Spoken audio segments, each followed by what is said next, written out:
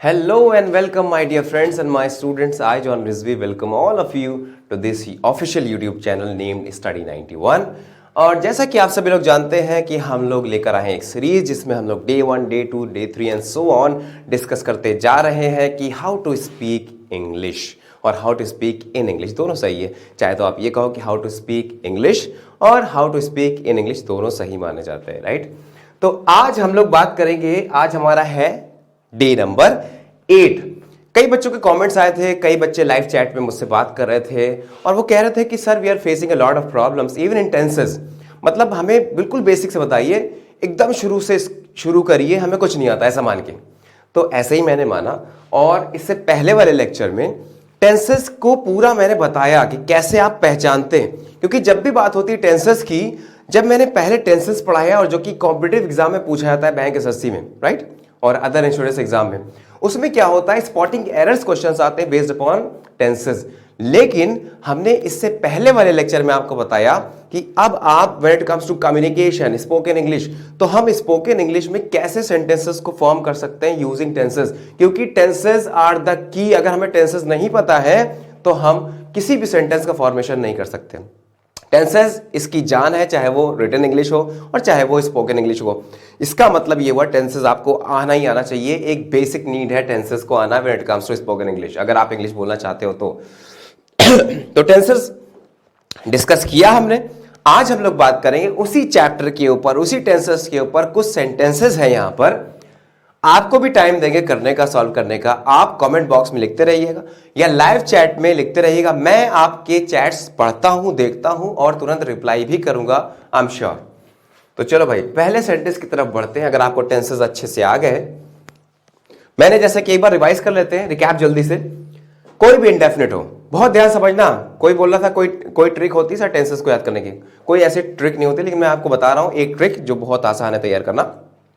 बच्चों कोई भी इंडेफिनिट हो, किसी भी टेंस का इंडेफिनिट हो, प्रेजेंट का, पास्ट का, फ्यूचर का।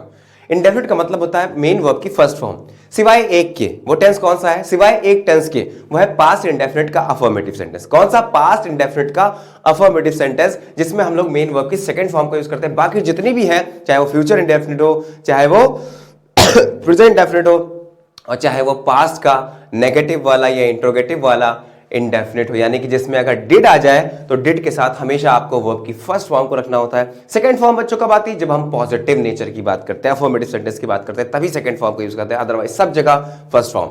फिर हमने बात की थी और हमने ये भी कहा था कि कैसे पहचाना जाए, how to recognise, how to identify tenses types. कैसे पता चलेगा कि प्रेजेंट का इंडेफिनिट है, पास्ट का या फ्यूचर का? भाई सीधी सी बात है, लास्ट में ऐसे ही मैं जाऊंगा, मैं खाऊंगा, मैं खा रहा हूंगा, मैं आ चुका हूंगा, मैं जा चुका हूंगा, है ना, मैं 10 घंटे से खेल रहा हूंगा। तो आपको पता चल जाएगा जब ये गागी आता है लास्ट में, इसका मतलब ये फ्यूचर है। और फ्यूचर में कौन सा है ये देखने के लिए आपको कैसे पता चलेगा? भाई सीधी सी बात है, रहा रही, अगर मैं कोई काम कर रहा हूं तो वो कॉन्टिन्यूअस में चला जाएगा।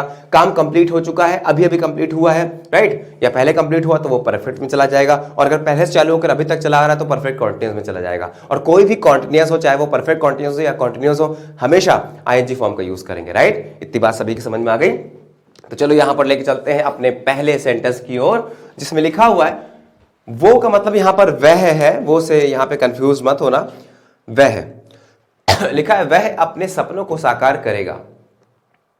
सपनों को साकार करेगा यानी पूरा करेगा। अपने सपनों क्या करेगा? पूरा करेगा। इसके दो ट्रांसलेशन हो सकते हैं, या इस बात को अगर आपको कहना हो तो दो तरीकों से बच्चों कह सकते हो। पहला तरीका, आपने सोच लिया अपना तरीका?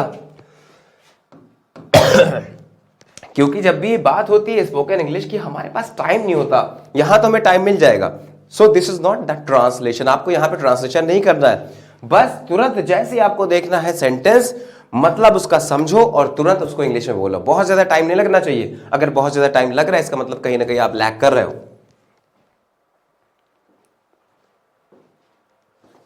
5 सेकंड से ज्यादा नहीं लगना चाहिए आपको इसको ट्रांसलेट करने में, किसी भी सेंटेंस को 5 सेकंड से ज्यादा नहीं लगना चाहिए। चलो भाई करते हैं। ही करेगा, यानी कि ही की बात हो रही, राइट। ही लगा दिया। विल या शैल भी आ सकता है। अच्छा एक बात मुझे यहां पे बताने दो, कई बच्चों को ऐसा लगता है कि सर विल या शैल में क्या डिफरेंस होता है, और कई किताबों में भी लिखा होता है, कई टीचर्स हमने सुना भी जब हम लोग पढ़ाई किया करते थे कि वो कहते हैं कि शैल लगाते हैं आई और वी के साथ, जबकि बाकी सबके साथ विल लगता है, जबकि ऐसा कुछ भी नहीं है। मॉडर्न इंग्लिश में ऐसा कुछ भी नहीं माना जाता। वो ओल्ड ग्रामर कभी फॉलो की जाती थी लेकिन अब नहीं, क्योंकि आप आई के साथ विल या शैल कुछ भी लगा सकते हो, इवन ही के साथ विल या शैल, किसी भी सब्जेक्ट के साथ, किसी भी प्रोनाउन के साथ, किसी भी नाउन के साथ आप विल या शैल लगा सकते हो। सिर्फ एक डिफरेंस बाकी रह गया, वो डिफरेंस सुन लो। वो क्या होता है कि जब भी हम लोग स्ट्रॉन्ग डिटर्मिनेशन की बात करते हैं, दृढ़ निश्चय की बात करते हैं कि मैं करूंगा ही करूंगा ये काम, I will study, I will work hard, तो विल लगाना स्ट्रॉन्ग डिटर्मिनेशन यानी कि दृढ़ निश्चय के साथ। और अगर कहीं ना कहीं आप डाउटफुल हो या संशय में हो, या हो सकता है कि आप सोच रहे हो कि पता नहीं होगा या नहीं होगा, तो इस कंडीशन में आप शैल का यूज कर सकते हो। और दूसरी चीज, इतना ही नहीं, शैल का यूज बच्चों फॉर्मल राइटिंग में बहुत ज्यादा किया जाता है। फॉर्मल राइटिंग में यानी कि अगर आपको किसी सीनियर से बात करनी हो, अपने बॉस से बात करनी हो, या फॉर्मल बात करनी हो, तो बेटर यू ऑलवेज से शैल। और अगर कहना है कि करना ही करना है तो बेटर यूज विल। तो यहां पर हमने कहा वे अपने सपनों को साकार करेगा, इसका मतलब अब हमें नहीं पता कि अपने सीनियर से बात कर रहा, फॉर्मल इनफॉर्मल दोनों लगा सकते हैं। तो ये बहुत ज्यादा फॉर्मल होता है, जबकि ये इनफॉर्मल कहला जाता है, राइट। तो हमने यहाँ पर ही के साथ विल या शैल कुछ भी लगा सकते हैं, जो भी आपका मन करे, जो कि आपकी जुबान पर रटा हो या आसानी से आपके मुंह से निकल जाए, उसका यूज करें ही विल या शैल, राइट। हाँ, साकार के लिए क्या मतलब हुआ, पूरा करना, तो पूरा करने के लिए फुलफिल, राइट। ही विल या शैल फुलफिल अपने सपनों को, हिज ड्रीम्स, सपनों के लिए ड्रीम्स, ही विल और शैल फुलफिल हिज ड्रीम्स। और दूसरा क्या हो सकता है, फुलफिल की जगह आप लगा सकते हो ही विल और शैल शेप हिज ड्रीम्स, यानी कि एक आकार देना या साकार करना किसी चीज को, शेप हिज ड्रीम्स, राइट। और शेप यहां पे वर्ब होगी, शेक नहीं लिखा बच्चों, सही से लिख लेते हैं एक बार। कई बच्चों को यहां पे शेक दिख रहा होगा, इट इज शेप, राइट।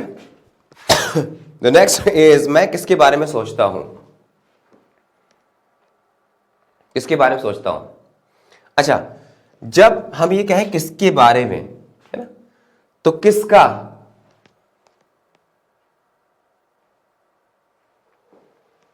किसके के लिए हम लोग क्या कहते हैं बताओ भाई। यहां पे मैं, क्योंकि मैं सोचने वाला होगा सब्जेक्ट, सॉरी ये मैं सोचने वाला होगा सब्जेक्ट, यहां पर किसके बारे में, जिसके बारे में सोचोगे वो ऑब्जेक्ट होगा ना। तो ऑब्जेक्ट किसके बारे में, वो क्या होगा, whom, है ना। अब चाहो तो आप अबाउट whom पहले लगा दो, अबाउट whom पहले लगा दो तो भी सही, लेकिन जैसे आपने ये लगाया अबाउट whom, अब आपने टेंस देखा कि कौन सा टेंस है, सोचता हूं, दैट मींस प्रेजेंट इंडेफिनिट है। अब क्योंकि मैं यहां पर सब्जेक्ट है, इसके अकॉर्डिंग डू या डज, तो मैं के अकॉर्डिंग या आई के अकॉर्डिंग डू लगेगा, तो यहां पे डू लगा दो, about whom do I think. Clear. अब बहुत ध्यान समझना, ये हो गया क्वेश्चन मार्क, मैं किसके बारे में सोचता हूं। अब अगर आपको दूसरे तरीके से लिखना है सेंटेंस को, तो आप ऐसे भी कह सकते हो, आप ऐसे लिख लो कि whom do I think about। चाहो तो ये about जो है preposition लास्ट में भी ला सकते हो कि whom do I think about, मैं किसके बारे में सोचता हूं, राइट। क्लियर हुआ बात। नेक्स्ट, मैं और तुम किसके साथ खेल रहे थे, किसके साथ के लिए, with whom, right, with whom, कौन कौन, मैं और तुम, you and I। अच्छा, प्रोनाउंस का एक ऑर्डर होता है, कई बार क्या होता है कि जब एक से ज्यादा पर्सनल प्रोनाउंस हमारे सेंटेंस में ऐड होते हैं, तो हिंदी में तो कोई फर्क नहीं पड़ता, जैसे मैं, तुम और वह बाजार जा रहे हैं, वह, तुम और मैं यहां पर आएंगे, वह, तुम और मैं मंदिर जाएंगे, कुछ भी इसका ऑर्डर हो सकता है। लेकिन बच्चों इंग्लिश में फर्क पड़ता है। इंग्लिश में क्या होता है कि जब भी एक से ज्यादा पर्सनल प्रोनाउन एक सेंटेंस में यूज हो, तो आपको 2, 3, 1 यूज करना होता है। अगर बात हो रही है हमारी पॉजिटिव बातों के लिए 2, 3, 1, ये 2 का मतलब क्या है, second person, third person, first person. अब आप ये मत पूछना कि sir second person, first person, third person होता क्या है, आपने बताया नहीं। अरे भाई, कितनी बार आप पढ़ोगे, मैंने बताया भी है, और कई टीचर से आपने सुना भी होगा, स्कूल्स में बताया गया था कि फर्स्ट पर्सन प्रोनाउन का मतलब ये होता है। देखो फर्स्ट पर्सन क्या है, एक बार समझो, अगर आप भूल जाते हो तो। फर्स्ट पर्सन यानी कि पहली अहमियत जिसको दी जाए, पहला पर्सन। तो सबसे ज्यादा अहमियत किसको देते हो, सबसे ज्यादा इंपॉर्टेंस, महत्व किसको देते हो, अपने आप को। यानी कि आई को, मेरा काम हो जाए, बाकी दूसरे भाड़ में जाए। तो सबसे ज्यादा इंपॉर्टेंस किसकी होती है? मैं की होती है। और साथ ही साथ अपने परिवार की। परिवार क्या हो गए? हम हो गए। यानी कि आई और वी की इंपॉर्टेंस सबसे ज्यादा है। ये क्या हो गया? फर्स्ट पर्सन हो गए। सेकंड पर्सन में क्या आ गया? दूसरा, जो सामने हमारे है, जो हमें देख रहा है। अच्छा बेटा अकेले अकेले खाली हमको नहीं पूछा, तो मेरे बाद उसकी इंपॉर्टेंस जो हमारे सामने है, यानी कि आई और वी हो गया फर्स्ट पर्सन। सेकंड पर्सन में आ गया यू, और थर्ड पर्सन में जो हमारे पास मौजूद नहीं, यानी कि ही, शी, इट या दे, वो हो गया थर्ड पर्सन। तो जब ये एक साथ आ जाते हैं तो इनका जो ऑर्डर होता है पॉजिटिव केस में वो 2 3 1 होता है, और नेगेटिव में बच्चों 1 2 3 होता है। तो अब यहां पर मैं और तुम लिखा हुआ है, किसके साथ खेल रहे हैं? खेलना कोई बुरी बात नहीं होती बच्चों, खेलना अच्छी बात है। तो 2 3 1 यहां पर जाएगा। 2 का मतलब यू हो गया, 3 यहां पर है नहीं, और 1 का मतलब क्या हो गया? आई हो गया। तो यू एंड आई लिखोगे, आई एंड यू नहीं लिखोगे।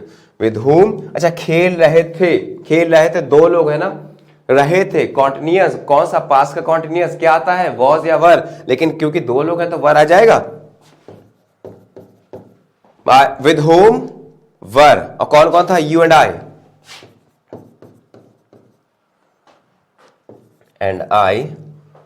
प्लेइंग। क्लियर है? With whom were you and I playing. चलो भाई अगला पढ़ते हैं और करने की कोशिश करते हैं। अब ये तो बता दो, बहुत इजी है। I have been suffering from cold for the last 2 days just because of changing weather. हम वहां गए थे।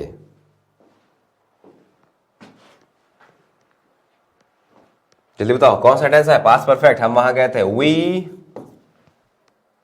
जाने के लिए, और साथ में हैड लगाओगे ना, प्रेजेंट सॉरी पास्ट परफेक्ट है। वी हैड गॉन देयर, हम वहां गए थे। We had gone there. और बच्चों मैंने इसकी पहचान भी आपको बताई थी। देखो बहुत समस्या होती है जब हम लोग ऐसे पढ़ते हैं ऑर्थोडॉक्स तरीके से, जो कि बताया गया था कि जिन वाक्यों के अंत में या, ये, चुका चुकी, चुके होते हैं और साथ में था लगा होता है। ऐसे लोग पढ़ते हैं और साथ में था लगा होता है। अगर है लगा है तो प्रेजेंट परफेक्ट हो गया, अगर था लगा है तो पास्ट परफेक्ट हो गया। कभी कभी क्या होता है, कुछ भी नहीं लगा होता, कुछ भी नहीं लगा होता है, तो हम उसमें कंफ्यूज हो जाते हैं। अच्छा, जब हम लोग पास्ट इंडेफिनिट पढ़ते तो कहते थे ता के साथ था आता, जैसे वह जाता था मैं खाता था, ता के साथ था आता, तब भी पास्ट इंडेफिनिट होता है। और अगर हमने सिर्फ या ये पे छोड़ दिया है ना, या चुका चुकी पे छोड़ दिया, तो यहां पर हो जाता है पास्ट इंडेफिनिट। ये कैसे समझ में आता है? बहुत ही जल्दी आसानी से आप देख लें। सबसे बढ़िया एग्जाम्पल क्या है? जैसे मैंने एक पत्र लिखा, बहुत ध्यान समझना भाई, और मैं एक पत्र लिखता था। दोनों का ट्रांसलेशन सेम होगा। ऐसा हिंदी में अलग अलग लग रहा है कि मैं एक पत्र लिखता था और मैंने एक पत्र लिखा, दोनों बात एक ही मानी जाएंगी इंग्लिश में। भले ही हिंदी में ऐसा लग रहा है कि अलग अलग है, लेकिन इंग्लिश में दोनों बातें एक ही मानी जाएगी और दोनों का ट्रांसलेशन बच्चों एक ही होगा। मैंने एक पत्र लिखा, I wrote a letter, past indefinite.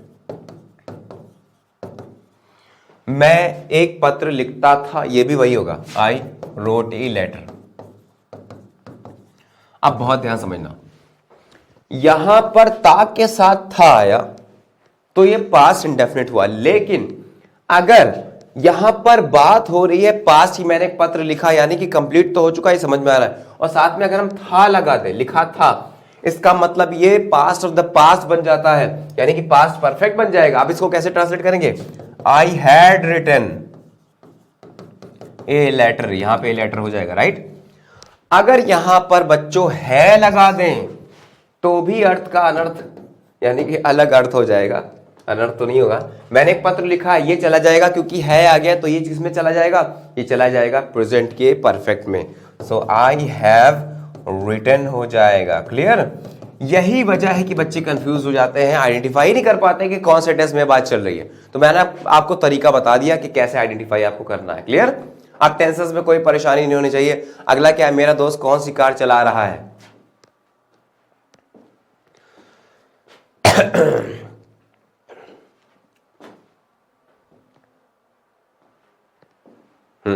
क्या हो जाएगा? कौन सी कार? Which car?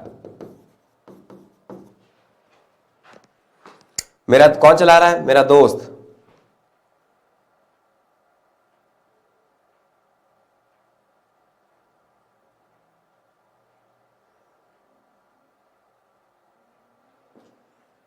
बताए भाई। अरे बहुत आसान है, मेरा दोस्त यहाँ पे माई फ्रेंड हो गया सब्जेक्ट जो कि चला रहा है ना। इसके अकॉर्डिंग हमें वर्ब रखना है। प्रेजेंट का कॉन्टिन्यूअस है। देखो बच्चों, प्रेजेंट का कॉन्टिन्यूअस क्या लगता है? इज एम आर लगता है। मेरे दोस्त के लिए क्या लगाओगे? इज लगाओगे। Which car is my friend driving? Car चलाने के लिए क्या होता है? ड्राइविंग होता है। और बाइक चलाने के लिए राइडिंग होता है। Clear? So which car is my friend driving. और लास्ट में क्या है? क्वेश्चन मार्क है। क्लियर?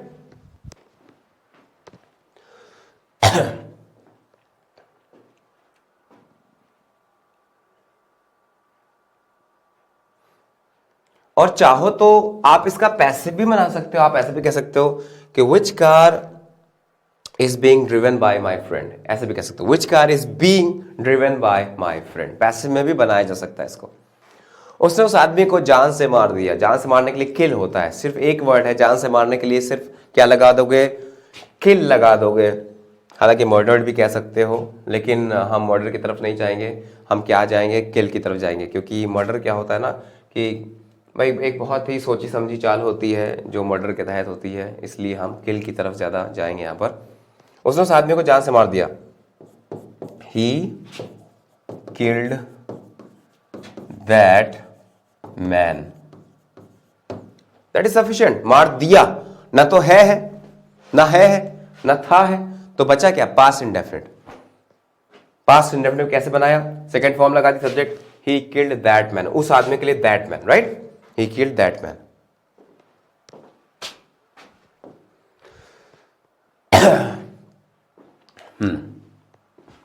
राम ने लड़की का बलात्कार नहीं किया। क्या हो जाएगा? किया है का मतलब क्या हुआ बेटा? किया है। कौन सा टेंस हुआ? प्रेजेंट का परफेक्ट हुआ, राइट? प्रेजेंट का परफेक्ट।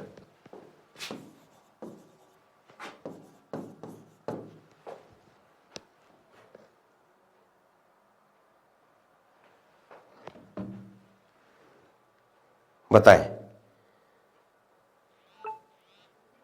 अब आपको लग रहा होगा कि सर यहां तक तो ठीक है, अब इसके लिए हम लोग कौन सा वर्ड यूज करें बलात्कार के लिए? चलो जल्दी गेस करके बताएं। मैं आपके लाइव कमेंट्स पढ़ रहा हूं। बताएं।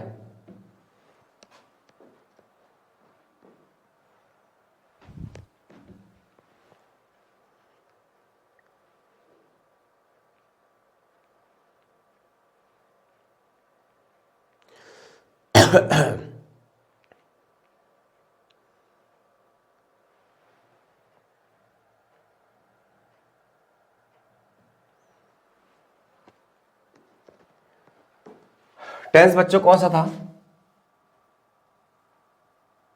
प्रेजेंट का? देखो यहां समझ में आ रहा है लिखा हुआ है, और चुका चुकी या ये लिखा हुआ है, यानी कि प्रेजेंट का परफेक्ट इतना समझ में आ रहा है। अच्छा, राम सिंगुलर सब्जेक्ट है यहां पर, तो हैज आ गया। क्लियर है? हैव नहीं लगाया। हैज नॉट क्योंकि नहीं किया। अच्छा, क्या होता है ये जो वर्ड होता है रेप, ये वैसे तो एक नाउन होता है, लेकिन इसको हम लोग एज ए वर्ब भी यूज कर सकते हैं, और इसकी सेकेंड फॉर्म थर्ड फॉर्म भी बना सकते हैं। तो क्या हो जाएगा? Ram has not raped. उस लड़की है, किसी भी लड़की बात कर रहा है तो आर्टिकल दा लगा दे, the girl, right? Clear? Ram has not raped that girl. Clear भाई? लड़के के परिवार वालों ने उस पर आरोप लगाया है। अब ये बताएं, आरोप लगाने के लिए क्या यूज करें बच्चों? आरोप लगाया है। आरोप लगाना ब्लेम होता है, राइट? ब्लेम। तो लड़के के परिवार वालों ने उस पर आरोप लगाया है।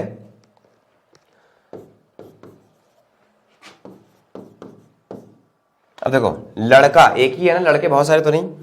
अब ऐसे भी कह सकते हो the family of the boy, या ये भी कह सकते हो boys family, the boys family. Family वालों ने आरोप लगाया ना, द बॉयज फैमिली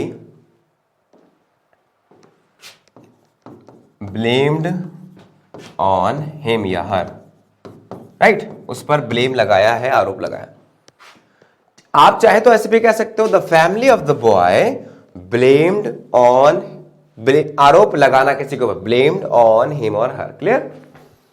और आपने अपॉस्ट्रोफी एस का यहां पे यूज किया, अपॉस्ट्रोफी एस भी बताता है कि इसका, बॉय की फैमिली, क्लियर। नेक्स्ट, उस दिन मेरे साथ कई लोग फिल्म देख रहे थे। जल्दी से इसको ट्रांसलेट करके बताओ। लाइव चैट में मैं आपके साथ जुड़ा हुआ हूं, आपके कमेंट्स का वेट कर रहा हूं। चलिए बताएं, उस दिन मेरे साथ कई लोग फिल्म देख रहे थे।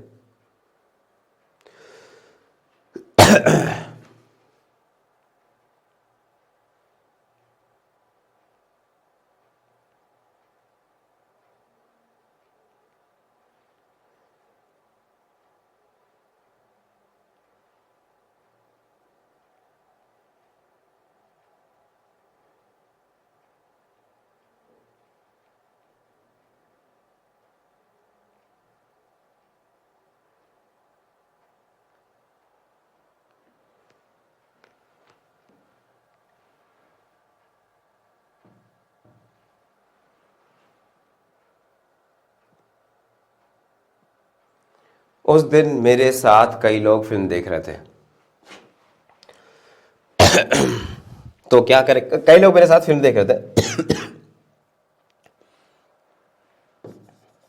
तो ऐसे शुरू कर सकते हैं, a lot of people, you can say a lot of people और मैनी पीपल, मैनी पीपल और a lot of people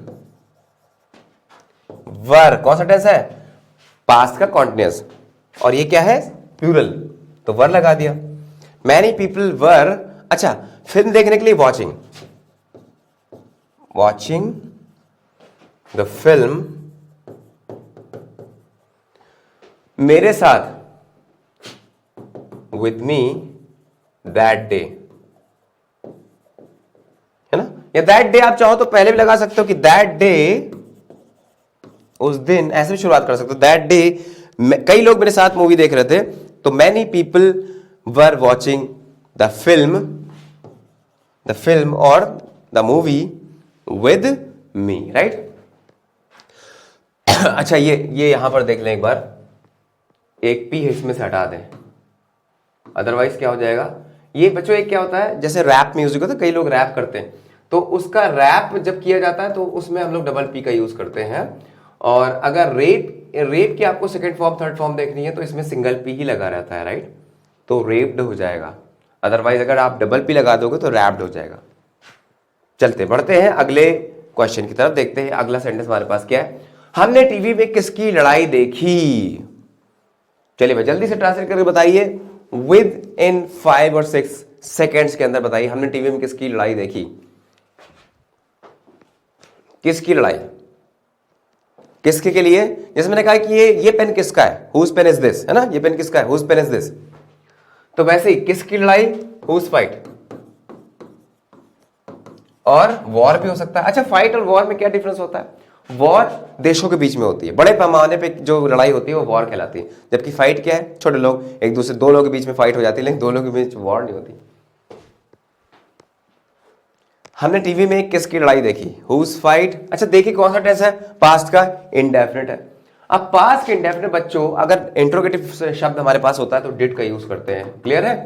so whose fight, did, अच्छा हमने देखी ना, डिड वी, और जैसे डिड आ गया तो हमें वॉच्ड लगाने की जरूरत नहीं है, वॉच नहीं, वॉच्ड नहीं, यहां डिड लग गया first form. So whose fight did we watch on the TV, on the TV, clear है। Whose fight did we watch on the TV.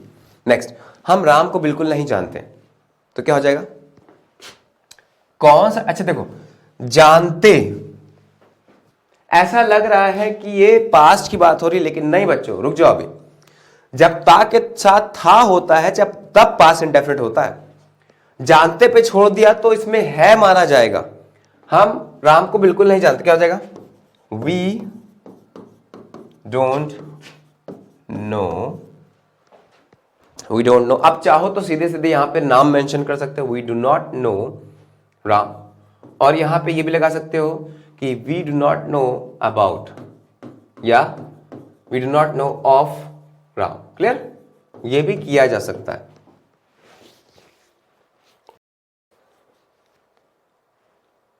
या अगर आपको बिल्कुल नहीं क्वेश्चंस दे रहा है तो आप ये भी कह सकते हो। दूसरा इसका ट्रांसलेशन क्या हो जाएगा? वी नो नथिंग, कुछ भी नहीं, बिल्कुल नहीं, about Ram. We know nothing about Ram. Clear? या ये भी हो सकता है कि वी डू नॉट नो। अब जैसे डू नॉट आपने लगा दिया तो आप नथिंग के साथ नॉट नहीं लगा सकते। We do not know anything, anything लगाना पड़ेगा फिर। We do not know anything about Ram. Clear हो गया भाई? अच्छा, मुझे ऐसा लगता है कि ट्रांसलेशन में ऐसे वर्ड्स नहीं लेने चाहिए कि भाई अगर देखा जाए तो राम जी का नाम, हम लोग ने बहुत पहले जब हम लोग ट्रांसलेशन सीखते थे तो हम लोग कहते राम जाता है, राम खाता है। लेकिन हमें लगता है, व्हाट आई फील, कि ये सब वर्ड्स को नहीं लेना चाहिए ट्रांसलेशन में, क्योंकि ट्रांसलेशन का मीनिंग कुछ भी हो सकता है। कोई गलत काम करने के लिए हम ये नाम यूज़ कर सकते हैं। हालांकि लोगों के नाम होते हैं और ऐसा भी नहीं होता कि अगर मान लो किसी का नाम बहुत अच्छा है, किसी भगवान देवी देवता के नाम पर किसी का नाम पड़ा है किसी पर्सन का, तो ऐसा भी नहीं होता कि वो नाम अच्छा होने की वजह से वो उसके कर्म भी अच्छे हो। तो पर्सन तो कोई भी हो सकता है भाई। अगर हम भगवान की बात करें तो उनसे तो कोई भी गलती नहीं हो सकती है ना। लेकिन हम इंसानों की बात करें, और अगर हम, कई लोग होते हैं जैसे इंसान जो होते हैं आमतौर पे, मतलब कई लोग क्या, आमतौर पे ऐसे ही होता है, चाहे आप किसी भी रिलीजन में देखें तो जो नाम रखे जाते हैं वो देवी देवताओं या गॉड के ऊपर नाम रखे जाते हैं। तो हमें थोड़ा सा देखना चाहिए कि जब भी हम नाम ऐसे में यूज़ करें तो उसके साथ अपशब्द ना बोलें, क्योंकि नाम का अपना एक महत्व होता है। चलो भाई, ये टूटा हुआ दिल कुछ कह रहा है।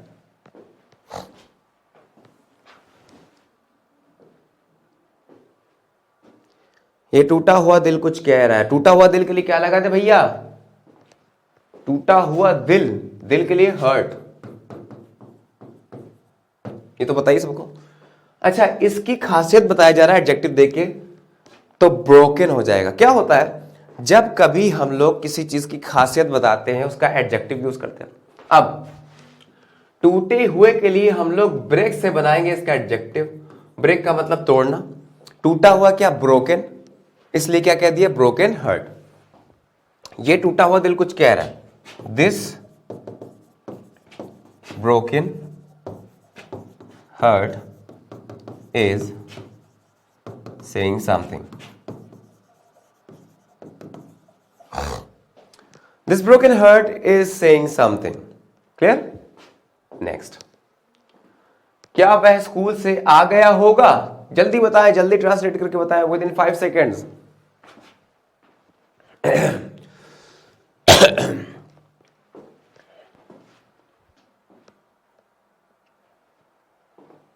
क्या वह स्कूल से आ गया होगा?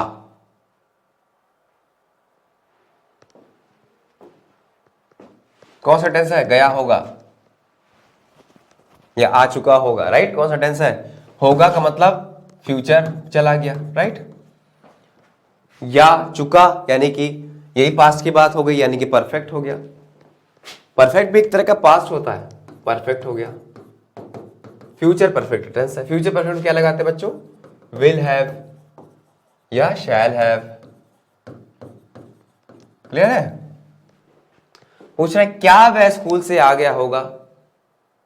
अब यहां पर क्या जो है उसके लिए व्हाट नहीं लगाएंगे। दो टाइप के इंट्रोगेटिव शब्द होते हैं, वर्ड्स होते हैं। एक होता है WH वाला और दूसरा होता है जिसमें हेल्पिंग वर्ब आगे आती है। तो इसमें क्या आगे आएगा? हेल्पिंग वर्ब आगे आएगी। हेल्पिंग वर्ब है क्या? Will, will have. यहां पे स्पेलिंग सही कर लो। कभी कभी क्या होता है कि आपके साथ भी होता होगा, जब आप एग्जाम देने जाते होगे, लास्ट में आप एक इक्वेशन सॉल्व कर रहे हो, मैथमेटिक्स का क्वेश्चन लगा रहे हो, 2 + 2 लिखा हुआ है, आपके मन में चल रहा है कि हमने 4 लिखना है। यहां पर 2 + 2 4, लेकिन होता क्या है, बराबर करके आप 2 लिख देते हो और आपको पता भी नहीं चलता। कई बार आपके साथ ऐसा हुआ होगा, तो माइंड में कुछ चल रहा है लेकिन आउटपुट कुछ और आया, कई बार अक्सर ये भी होता है। तो जैसे मैंने अपने हिसाब से यहां पर हैव लिख दिया, लेकिन जब मैंने दोबारा देखा तो यहां पे HALL लिखा हुआ था, विल हैव शैल हैव, तो विल आगे आएगा। वह के लिए ही, विल ही हैव, थर्ड फॉर्म लगेगा। आने के लिए कम, कहां से? स्कूल से, फ्रॉम स्कूल। क्वेश्चन मार्क लगा दिया। विल ही हैव कम फ्रॉम स्कूल, क्योंकि कम की थर्ड फॉर्म भी कम होती, कम केम कम। ही के साथ यहां पर हैव क्यों लगा? रीजन क्या है? जब भी हैव के साथ विल लगा हो, मे जुड़ा हो, माइट जुड़ा हो, शुड लगा हो, तो कभी हैज नहीं आ सकता, हमेशा हैव आएगा। जब इसके साथ विल जुड़ जाए, शैल जुड़ जाए, शुड जुड़ जाए, मे या माइट लग जाए, will have, shall have, might has नहीं, might have, would have, should have, not should has, कभी नहीं होता ऐसा। तुम बहुत तेज दौड़ रहे थे, कौन सा टेंस है बच्चों? था लगा हुआ, इसका मतलब पास्ट पे पहुंच गए। काम हो रहा था मतलब लगातार था, लगातार का मतलब कॉन्टिन्यूअस हो रहा था। कॉन्टिन्यूअस के केस में आपको पता चल गया कि ये पास्ट का कॉन्टिन्यूअस है। तो तुम बहुत तेज दौड़ रहे थे, तुम के लिए यू वर, यू के साथ क्या था? वर, दौड़ने के लिए रन, है ना, यू वर रनिंग। बहुत तेज के लिए, बहुत के लिए वेरी, यू रनिंग वेरी, और तेज के लिए फास्ट। फास्टली मत करना, ठीक है? Fastly is no word in English. Fastly जैसा इंग्लिश में कोई भी वर्ड नहीं होता है, ऑल्दो स्लोली एग्जिस्ट, स्लोली होता है, लेकिन फास्टली ऐसा कोई वर्ड नहीं होता। फास्ट अपने आप में एडजेक्टिव भी होता है और एडवर्ब का रोल भी प्ले करता है। So you are running very fast. Clear? कौन जाएगा? कौन जाएगा? Who will go. सिंपल है, कौन जाएगा? Who will go.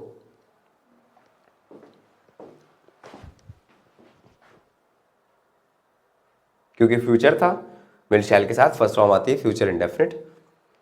कैसे पता चला कि इंडेफिनिट है ये? क्योंकि यहां पे रहा रही तो है नहीं, और चुका के साथ भी नहीं है, बहुत लंबे समय से भी वक्त चालू नहीं है, तो बचा क्या? इंडेफिनिट फ्यूचर का। अब देखिए नेक्स्ट क्या है। किस हीरो का दोस्त तुम्हारे पापा के साथ जॉब करता है? किस हीरो का दोस्त तुम्हारे पापा के साथ जॉब करता है? चलो भाई जल्दी से बताओ, डू इट फास्ट। बहुत सिंपल है। किस हीरो, विच, जैसे होता है ना, कौन सी कार, विच कार, कौन सी बाइक, विच बाइक, कौन सा पेन, विच पेन, कौन सा हीरो, विच हीरो। किस का मतलब यहां पर कौन सा ही है। सो विच, किस हीरो का दोस्त, विच हीरो, एपोस्ट्रोफी लगा दे, विच हीरोज फ्रेंड,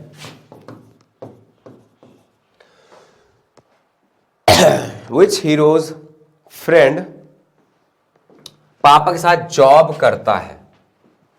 जॉब करने का मतलब क्या? वर्क करना, वर्क्स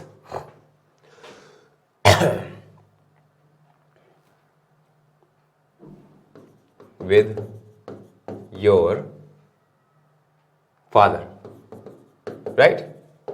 क्लियर हुआ?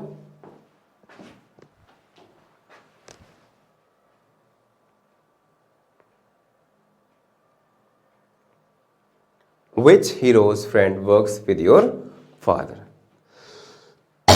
अब कई लोग ये सोच रहे होंगे उसमें कि सर ये इंट्रोगेटिव सेंटेंस है।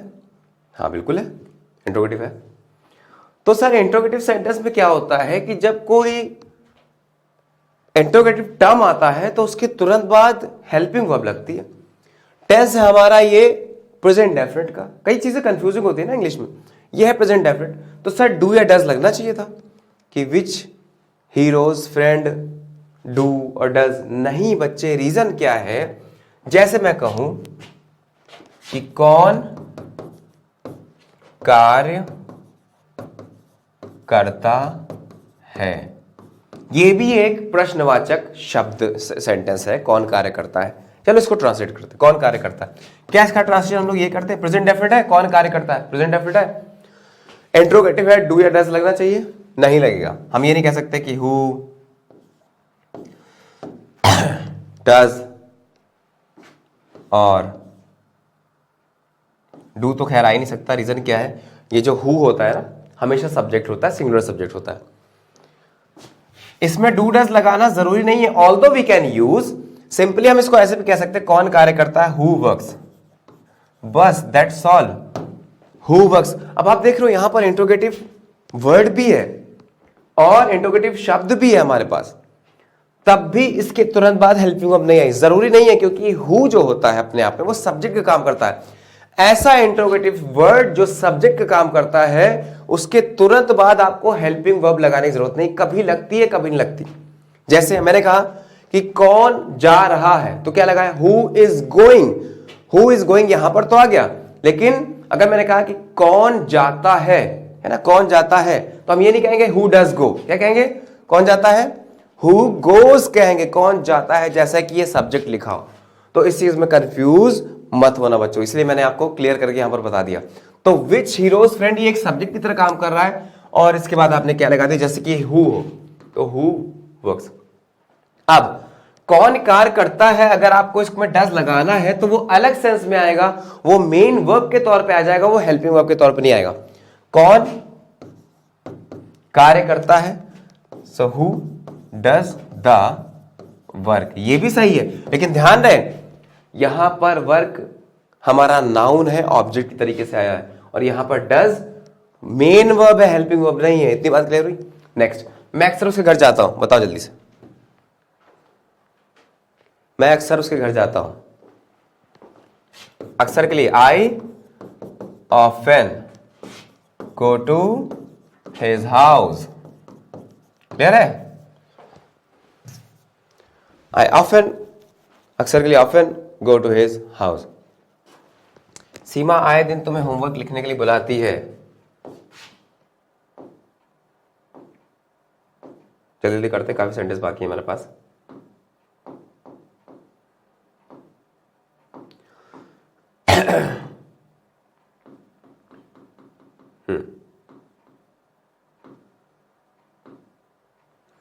सीमा आए दिन तुम्हें होमवर्क लिखने के लिए बुलाती है, आए दिन, आए दिन का मतलब क्या है, ऑफन, अक्सर बुलाती है, राइट।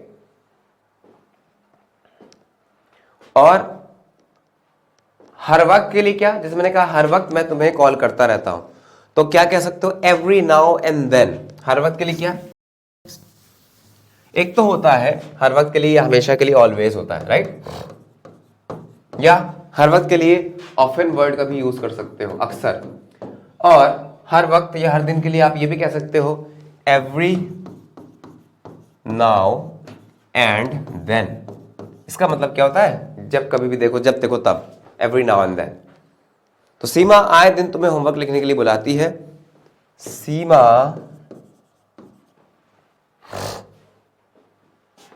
ऑफन, राइट, या every now and then calls.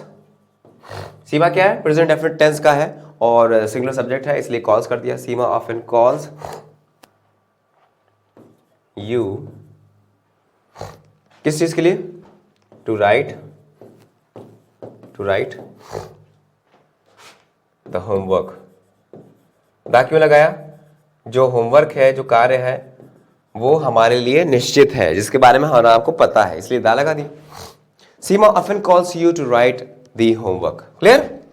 Next, बच्चे सुबह से टीवी देख रहे हैं, सुबह से इसका मतलब काम चल रहा है, अभी तक जारी है, रहा रही और साथ में है आया, इसका मतलब समझ जाना चाहिए प्रेजेंट का परफेक्ट कॉन्टिन्यूअस है। बच्चे, चिल्ड्रन, बच्चे सुबह से टीवी देख रहे हैं, इसका मतलब बच्चे वो हमारी जान पहचान के, इसलिए बेटर यूज द चिल्ड्रन। अगर आपको आर्टिकल यूज नहीं आता तो आर्टिकल वाली एक्सरसाइज पे जरूर जाना, जो कि मैंने पढ़ाया था प्ले लिस्ट में जाके, आर्टिकल सर्च कर लेना एक बार। बच्चे सुबह से टीवी देख रहे हैं, the children have been watching the TV, सुबह से देख रहे हैं, यहां पे फ्रॉम नहीं लगाना होता है, सुबह एक निश्चित समय है, मॉर्निंग, राइट, तो सिंस मॉर्निंग।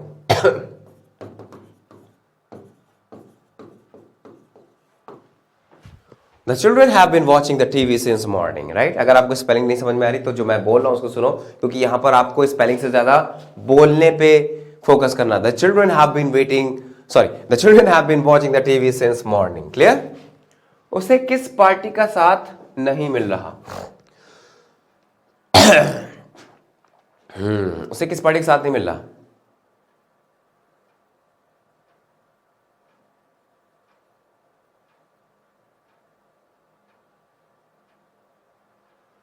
तो सिंपल है,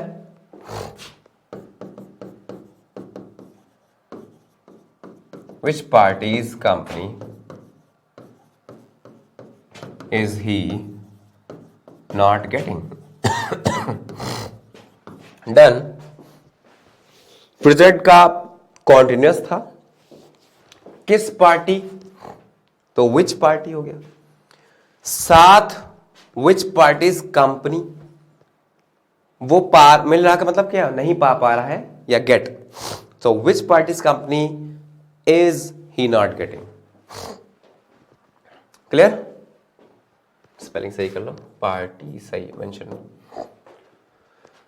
क्लियर? वह मोबाइल में क्या देख रहा है? यहां पे क्या का मतलब क्या है, वॉट, क्योंकि क्या बीच में आया ना। अगर ये क्या पहले आता तो हेल्पिंग वर्ब्स बनाते हैं। What is he looking or watching in the phone or at the phone? दोनों में से किसी का भी यूज कर सकते हो, because this is spoken language, so you need not worry about that whether you are speaking wrong और right. Just focus on speaking language, right. तो बोलने के लिए बोलना ज्यादा जरूरी है, सही बोलना तो बाद में आ जाएगा, कोई दिक्कत नहीं, पहले स्टार्ट तो करें, गलत सही व्हाटएवर। मैं किस लड़की का भाई हूं? किस लड़की के लिए, विच गर्ल्स ब्रदर, किस लड़की का भाई, विच girl's brother am I, right.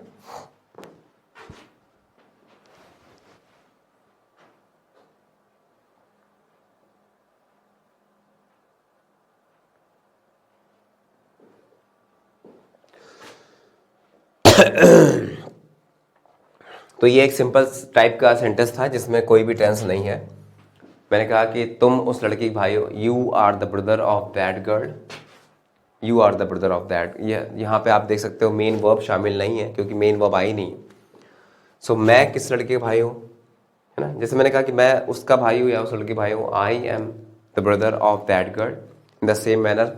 तो किस लड़की, तो इंट्रोगेटिव है, पहले ले आए, which girl's brother am I, ना, मैं हूँ, क्योंकि इंट्रोगेटिव है इसलिए am I, not I am. उसके पापा ने मुझसे बात करना पसंद क्यों नहीं किया? बहुत सिंपल है, कौन सा टेंस है, पास्ट का indefinite. Why did his father not, अच्छा इसको चाहो तो आप स्पोकन में व्हाई डिडंट भी कह सकते हैं।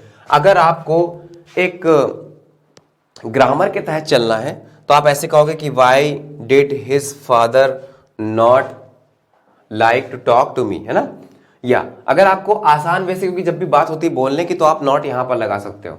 उसके पापा ने मुझसे बात करना पसंद क्यों नहीं किया, व्हाई डिडंट यहां लगा दो, why didn't his father like to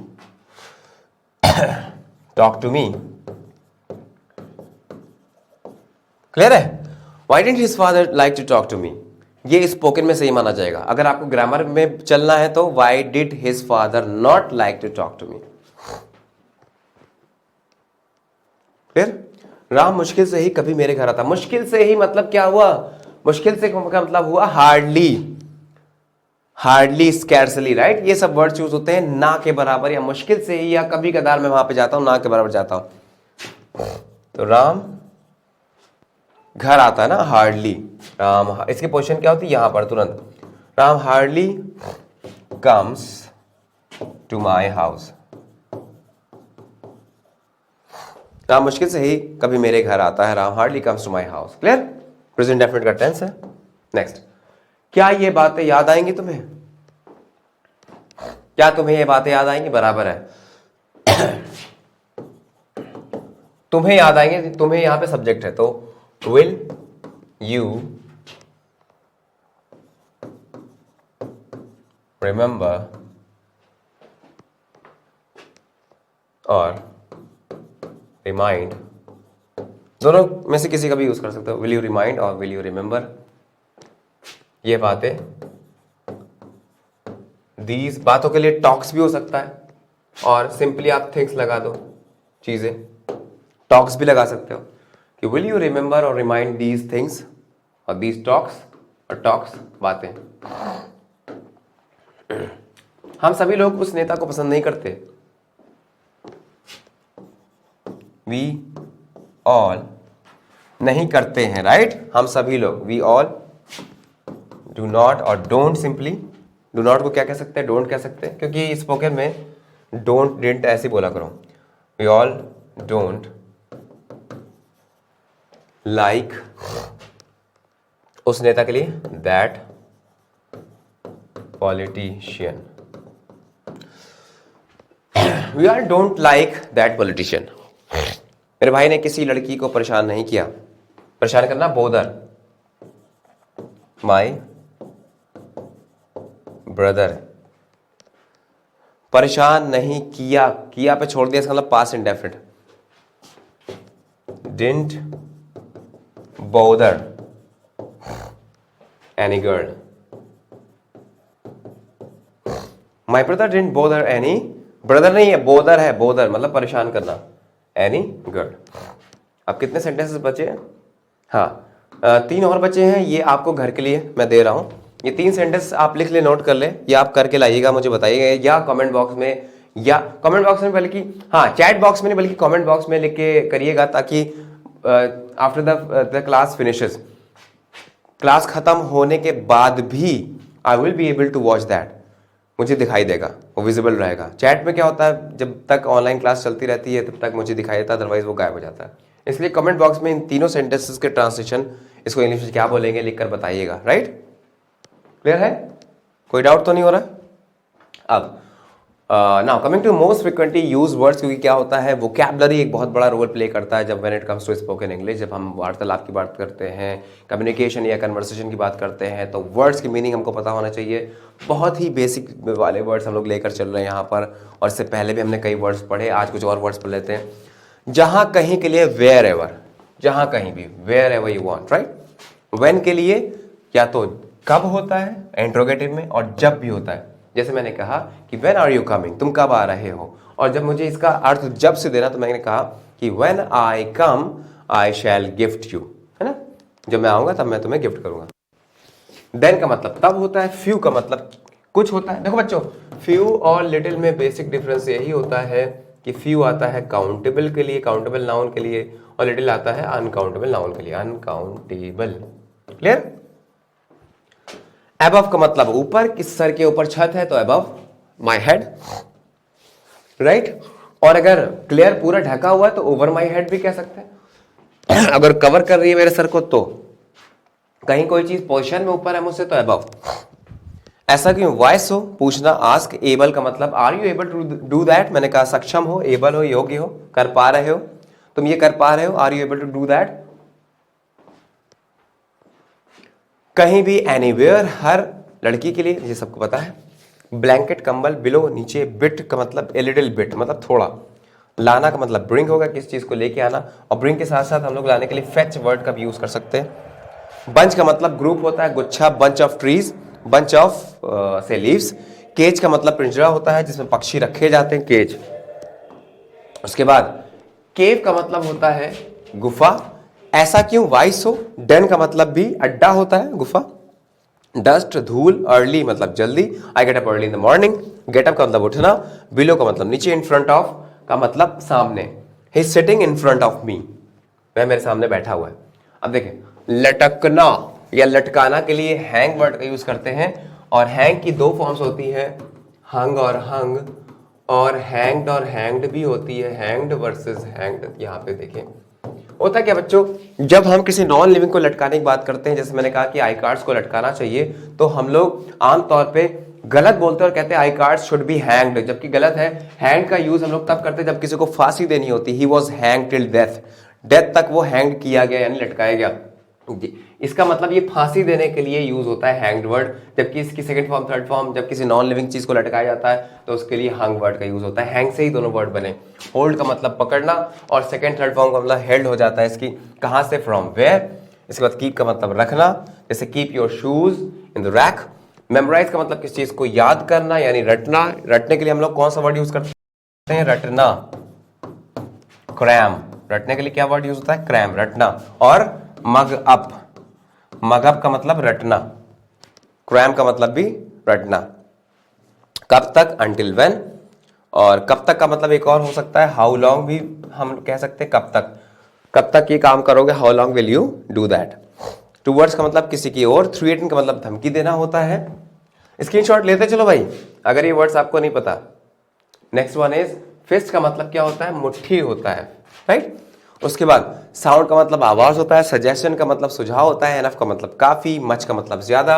अच्छा मैं आपको बता दूं कि मैनी का मतलब बहुत, मच का मतलब भी बहुत होता है, लेकिन ये होता है काउंटेबल के लिए और ये होता है अनकाउंटेबल नाउन के लिए।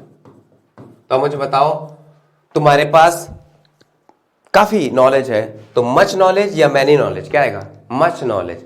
मैंने कहा कि तुम्हारे पास बहुत सारे पेन हैं तो मैनी पेन्स या मच पेन्स, मैनी पेन्स, क्योंकि पेन्स क्या है, काउंटेबल।